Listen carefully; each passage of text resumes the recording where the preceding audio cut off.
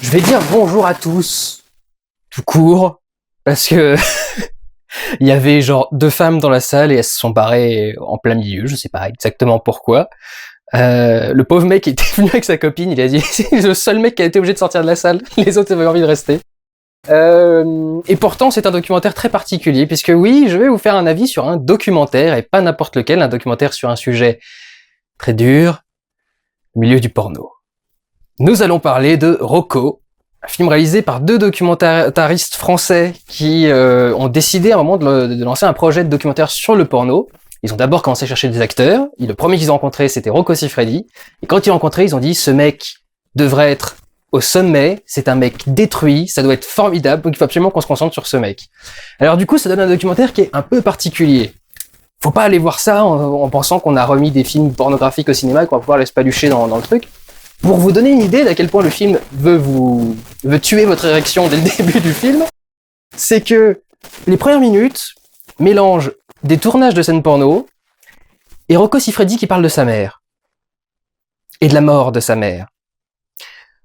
Donc votre cerveau, pendant les 20 premières minutes, va se dire en même temps porno et maman. Il n'y a rien de pire pour tuer votre envie de faire un truc un peu porno.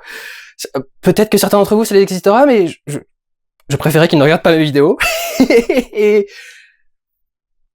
et ensuite, on découvre un personnage qui est vraiment particulier, on découvre un milieu qui est pas comme on pourrait croire qu'il est si on s'intéresse de très très loin au porno, quoi. Si on regarde juste une vidéo comme ça de temps en temps, si vous avez vu 2-3 trucs du Journal du Hard, vous savez que le porno c'est pas du tout un truc fun. Enfin, c'est les tournages de films porno, ça pue, ça pue littéralement le cul et tout le reste. C'est pas le truc le plus fun, c'est pas le truc le plus sexy, c'est pas le truc le plus machin, et les acteurs porno sont pas tous en train d'apprécier ce qu'ils font. Justement, on voit beaucoup dans ce film-là, on voit beaucoup les différents types de profils d'acteurs, et qu'il y en a qui viennent un peu vierges effarouchés littéralement, et qui découvrent le truc, et puis il y a ceux qui ont des addictions au sexe, il y a ceux qui sont très à l'aise avec le sexe et qui considèrent que c'est un métier comme un autre de baiser devant une caméra. Mais il y en a qui vont chercher d'autres choses qui sont pas forcément offertes par le sexe, et c'est assez intéressant du coup de les explorer comme ça. Le film du coup va explorer plusieurs choses. Le principe de base c'est la vie de Rocco Siffredi, c'est assez évident, le film s'appelle Rocco. Mais du coup on va avoir une certaine montée progressive, on va avoir ses débuts dans le porno, on va avoir les débuts de sa vie sexuelle qui sont très liés à sa mère, et ensuite il va parler de sa mère pendant 30 minutes ou 40 minutes, enfin bon, ça devient un peu lourdingue. En plus, comme par hasard, un Italien qui est fasciné par sa mère. Et donc c'est un peu particulier, et ensuite arrive le truc qui est que Rocco Siffredi commence un peu à se faire vieux et son addiction sexuelle serait en train de commencer à partir, et donc du coup pour pas non plus tenter le diable à fond la caisse, c'est le tournage de sa dernière film porno, et on le voit en train d'essayer de créer sa dernière scène porno, et c'est ça qui est assez marrant, c'est de voir vraiment le tournage se faire, parce que ça fait ultra cliché, vraiment on a l'impression que les scènes sont jouées tellement ça fait cliché. C'est-à-dire que on les voit en train d'essayer d'imaginer le truc, et c'est donc là en fait tu rentres et tu vois un agent immobilier qui est en train de vendre la maison, donc tu lui demandes si c'est plutôt bien dans le quartier, si c'est machin, et puis après tu finis par lui demander mais c'est quoi cette grosse bosse dans enfin presque. Justement, il va pas jusque là, mais t'as l'impression qu'il écrit vraiment une scène de film, et tu le vois vraiment continuer à prévoir le truc et tout, et tu le vois avec son cousin. Alors je sais pas du tout, mais il tourne beaucoup avec son cousin. Alors il s'appelle Taro, un truc dans ce genre-là, en fait. En vrai, c'est pas Siffredi. Mais donc, il y a le cousin Siffredi, qui ne s'appelle pas Siffredi, qui est le caméraman, et qui est, il est à mourir de rire. C'est toujours le mec, il fait du porno, et il arrive, il fait, oh, j'ai une idée formidable, on va faire ci, on va faire ça, etc. Et t'as Rocco qui arrive derrière, c'est, putain, mais si on t'écoutait, on baiserait dans 10 heures, enfin, c'est des trucs comme ça. Il y a une scène où il tourne, genre 3 ou 4 plans, et au bout de 3 ou 4 plans, il regarde le truc et il fait, ah mais merde, il y avait les caches sur l'optique. En fait, le truc c'est que le truc s'est tourné. Je vais vous mettre 2 doigts, mais il y a un gros truc visuel comme ça devant l'image. Il y a un cache au-dessus, un cache en bas. Ça va être, je vais vous mettre 2 mains maintenant que j'ai mis 2 doigts. Et du coup, il y a les 2 caches comme ça, et il y a toute la scène porno qui est filmée comme ça avec 2 caches en haut de l'image. Il fait, ah merde, je m'en étais pas rendu compte. Et t'as Rocco Siffredi. Mais tu te fous de ma gueule. Tu n'as pas vu qu'il y avait 2 caches comme ça sur le truc? Donc c'est juste 2-3 anecdotes, hein. C'est pas entièrement là-dessus, mais c'est vraiment sur qu'est-ce que c'est que le porno, qui sont les gens qui tournent dans du porno, pourquoi est-ce qu'ils tournent dans du porno, qu'est-ce qu'ils vont y chercher, qu'est-ce qu'ils y trouvent, et qu'est-ce qu'ils pensent apporter aux autres, qu'est-ce qu'ils pensent apporter eux-mêmes, qu'est-ce qu'ils pensent apporter entre acteurs.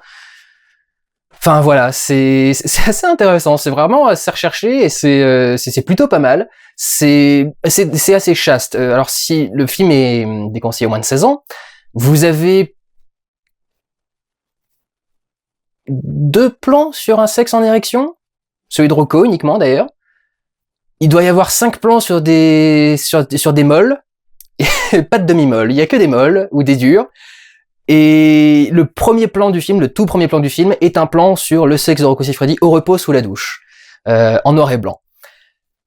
En dehors de ça, c'est filmé de façon assez esthétique, parce que justement, les réalisateurs nous disent, si vous voulez voir une pénétration, vous avez qu'à regarder un film porno. Vous cliquez sur un truc sur Google, sur machin, vous regardez un film porno.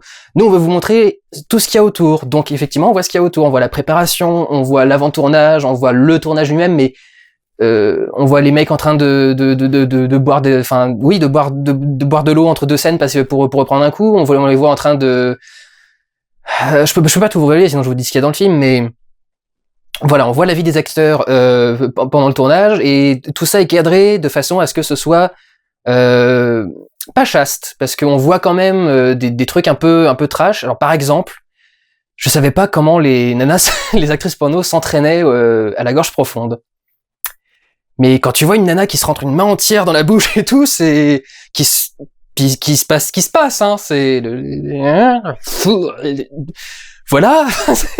Voilà, il y a des petits trucs un peu trash comme ça, mais sinon ce sera toujours cadré là où il faut. Il filme les sexes, les seins, les trucs, tout le bordel, mais il se concentre pas dessus. C'est dans le cadre, mais c'est pas le sujet principal du cadre. Ça va être les acteurs, ça va être justement tout le côté performance, c'est-à-dire que c'est pas juste un acteur en train de baiser, c'est un acteur en train de baiser avec 2-3 acteurs qui sont en train de boucher le cadre devant lui et qui sont en train de qui sont à moitié flous, un autre qui est en bord cadre, tout flou vraiment à ça de la caméra, qui est lui aussi en train de baiser au truc, et on voit plein de trucs en train de baiser en même temps. Et du coup, ça fait un sentiment de surcharge et d'être un peu dépassé par le truc. Ce qui marche donc plutôt bien.